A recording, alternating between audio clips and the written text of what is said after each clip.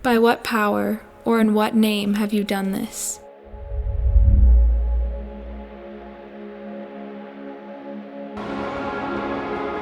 And there is salvation in no one else, for there is no other name under heaven by which we must be saved. In my name they will cast out demons, they will speak with new tongues, they will lay hands on the sick, and they will recover. I do not possess silver and gold, but what I do have I give to you. In the name of Jesus Christ the Nazarene, walk. Ask using my name, and you will receive, and you will have abundant joy.